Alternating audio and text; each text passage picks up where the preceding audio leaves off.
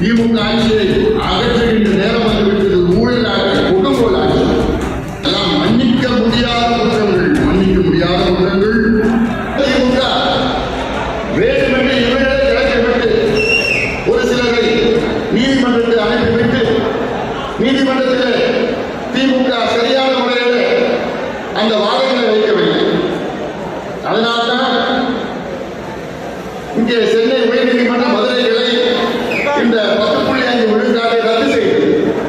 ஆனாலும் நாங்கள் உச்சநீதிமன்றம் சென்றோம். உச்சநீதிமன்றத்தில் இருக்கின்ற நீதிபதிகள் தெளிவான தீர்ப்பை கொடுத்தார்கள். தமிழ்நாட்டில் வங்கிகளுக்கு உள்ஒதுக்கீடு கொடுக்க எந்த தடையும் கிடையாது.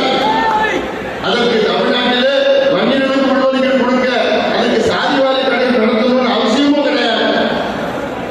இருக்கின்ற தகவல்களை சேகரித்து நியாயப்படுத்தி நீங்கள் வங்கிகளுக்கு உள்ஒதுக்கீடு கொடுக்கலாம் என்று உச்சநீதிமன்ற நீதிபதிகள் தெளிவான தீர்ப்பு. அந்த தீர்ப்பு வைத்துதான் நாங்கள் முதலமைச்சர் ஸ்டாலின் அவர்களை பல முறை சந்தித்தோம். ஒவ்வொரு முறையும் சந்திப்பில் நிச்சயமா நான் தலைவர் உச்சநீதிமன்றம் சொல்லிட்டாங்க. கடைசி நிமிஷத்தில் கழுத்தார். அதனால இதெல்லாம் மன்னிக்க முடியாத குற்றங்கள், மன்னிக்க முடியாத குற்றங்கள். நீங்கள் தயார் நிலையில் இருக்கிறீர்கள்.